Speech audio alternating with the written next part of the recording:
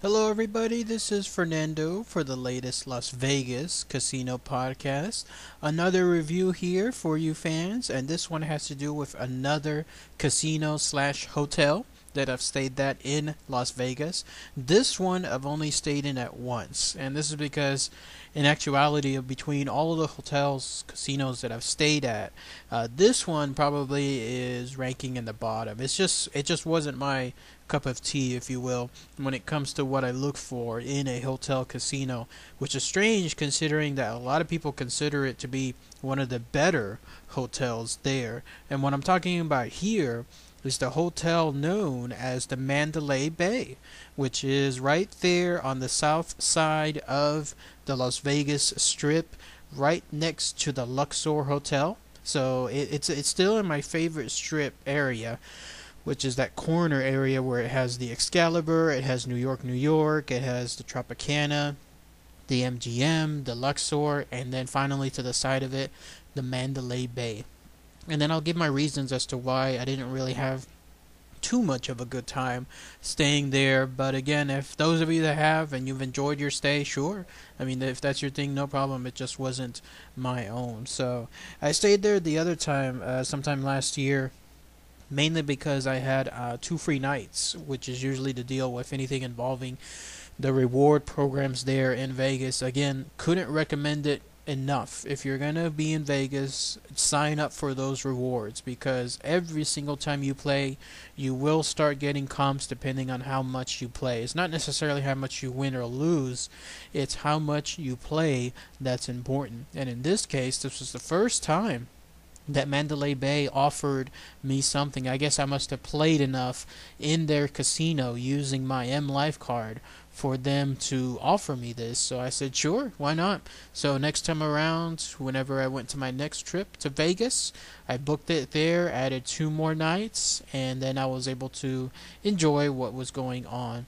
Walking in, it is absolutely you could consider a luxury hotel. Not quite as luxury as, like, let's say the Bellagio or anything along those lines, but it is still, at least to me, up there. And when you walk in, it is very swanky. I mean, it's got lots of ivory looking walls, it has lots of high ceilings, very Roman classical when it comes to the inside. Whenever you walk in, everything looks very posh. Great looking hotel. At least from an aesthetic standpoint, it is miles different than, let's say, walking into the more gaunty like Excalibur or even the Luxor, which again are just theme oriented. This one, if it had to follow a theme, it would definitely be the theme of upscale.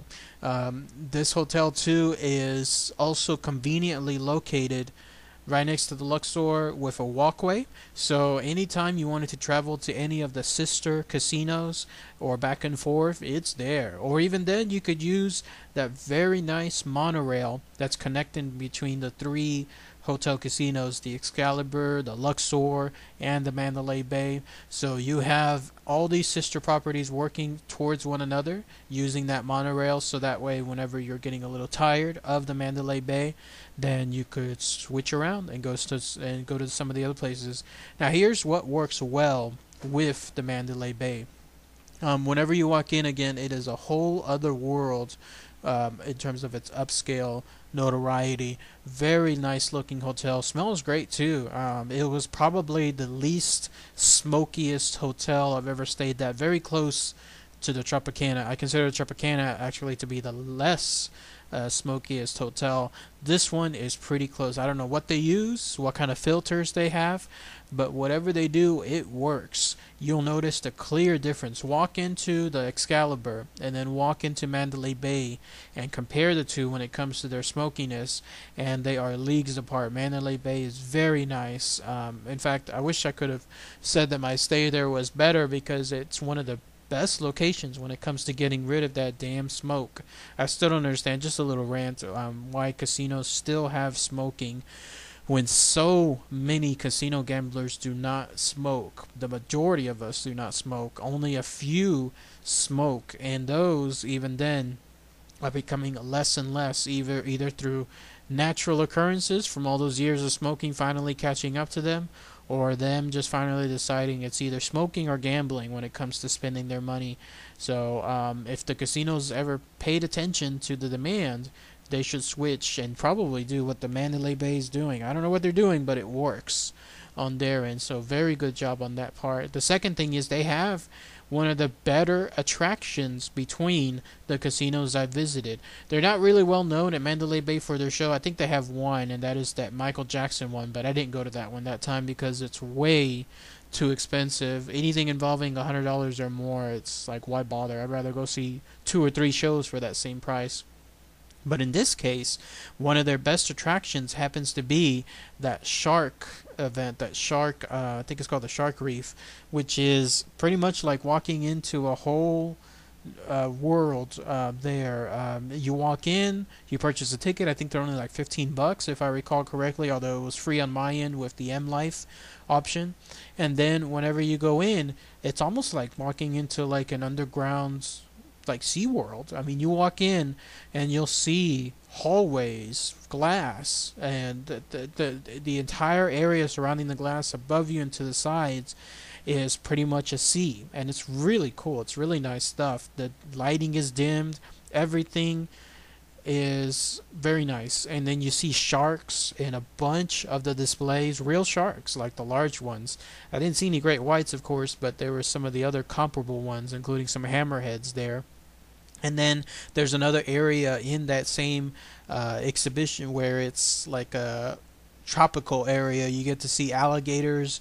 You also get to see what do they call it? A bunch of lizards there as well. It's a good time. You'll probably spend about an hour or so in that particular exhibition. Great stuff. And again, if you sign up for the M Life option, collect those points, eventually you'll get it for free too. So if you bring anybody, family members, to a trip to Las Vegas, great area to go to. It's one of the better places to visit, at least outside of shows.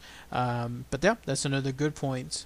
And then another good area that I would say with the Mandalay Bay, it is by far one of the non what should I say, compact casinos in that strip. And what I mean is this: they have a bunch of room to work with in that casino. I mean, their slot machines are spaced out far more than any other place that I walk in.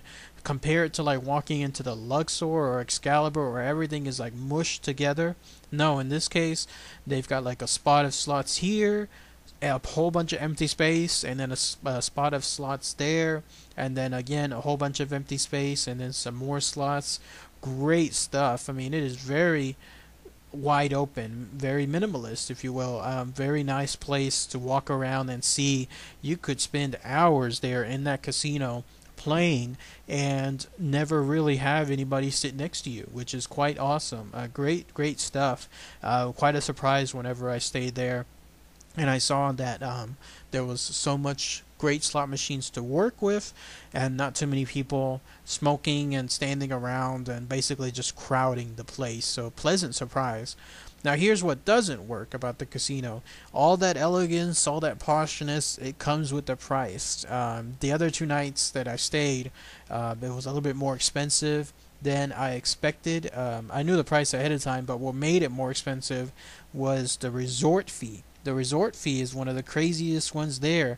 For those of you who don't know, resort fees are this tax, if you will, where you basically are paying for amenities that used to be free. So anything involving like internet or anything involving the use of a gym, all that stuff used to be free in the casino world until one casino started the trend of basically charging a nightly fee for it, and then others started copying them. Well, eventually, little by little, the resort fees creeped up between the hotel casinos, and at least on my end, as far as I can tell, the Mandalay Bay has the highest one. They charge $29.99, if I'm not mistaken, for the resort fee there, and that's not including tax. Yeah, that's right. You pay tax on top of the resort fee, just for the privilege of having something that's already there, already existing, that you may not even use. Like, for example, resort fees are supposed to pay for like newspapers. Who reads newspapers these days? But if you want it, it's there. If you don't, guess what? You're still paying for it. And at $29.99, it's one of the higher ones. The other thing I didn't like about the Mandalay Bay, I don't know why, but it has the worst, absolute worst. I've mentioned this in another podcast in the past. It has the worst slot machine payouts of all. I don't know why, but they have the tightest machines. If they're trying to attract people this way, they're thinking in the wrong direction, because they maybe that's why it's so much space there in the casino, because so many people are wise to what they're doing. But they absolutely have the most stringent machines there. You're lucky if you get any kind of bonus spin, any kind of free spins, any kind of jackpot along those lines, anything involving those slot machines. Play them, but you better bet that you're going to lose your money. And that's what I didn't like. I played there for those 4 days, and every single day it was a bad thing. I was losing money, and I've never had that happen with any other casino. At least with other casinos, you'll be positive one day, you'll be negative one day, you'll be back positive. It just balanced itself out. But with the Mandalay Bay, nothing. It was absolutely downhill right from the beginning. Maybe I just wasn't lucky on that particular trip, but I'm not going to take my bet twice. As that saying goes, you know, the definition of insanity. If you want different results, try something different. And in this case, that is not including the Mandalay Bay, which is just as well, because I haven't gotten any offers from them anytime yet afterward. Maybe they were expecting me to spend a little more during my trip there, but I'm not risking my money for something that I'm not getting a payout on. And on top of that, I haven't heard of any jackpots coming out of the Mandalay Bay anytime recently.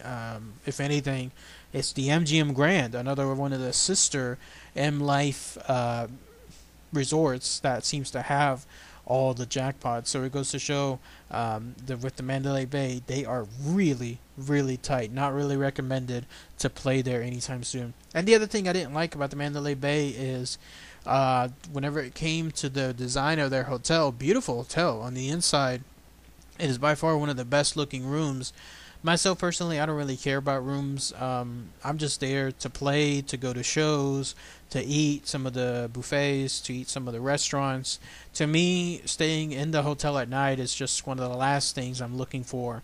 So that's why I can stay at places like the Luxor, the Excalibur, which are generally considered on the lower end of hotels. But it doesn't bug me, because I'm not there for those hotels. I'm there for a good time, and at the same time, I'm there for something cheap and free in a lot of cases.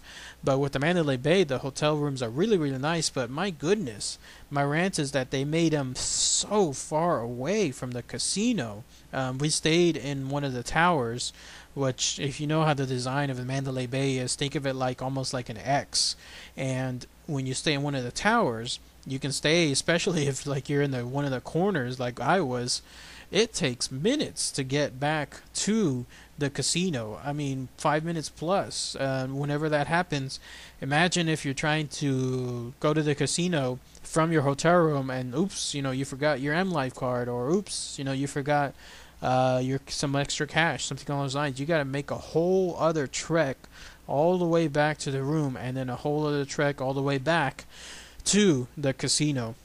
So I don't know what they were thinking on that design, but maybe it's purposely done so that way one doesn't spend that much time in the rooms. But that was my one little other rant. It seemed like they made it so that it took a long time, especially when it came to the elevators, to try to get back to your room. Some of the other places that I've stayed at, Excalibur, Luxor, they certainly don't seem that long. I don't know how they do it or what they did in the design, but it was nothing like the Mandalay Bay. So overall, I would give it like an okay rating on the Mandalay Bay. It's just my own taste. I didn't really like Probably the biggest negative factor was the slot machines.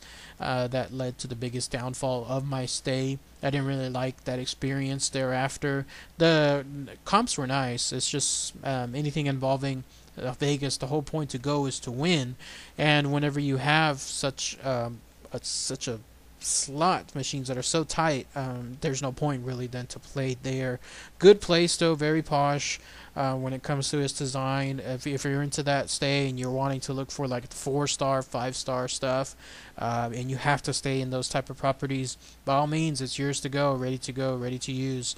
The only good thing I can mention is at least it's the M Life option, and so if you sign up for those rewards, you will get all those nice comps tied in with your stay that could hopefully, in my opinion, get you to a better place, which are the Luxor and the Excalibur, because of the looser slot machines, the lesser resort fees, the closer locations to the casinos, all the stuff that I look for, at least on my own recommendation. So, alright, everybody, thanks again as always. Take care.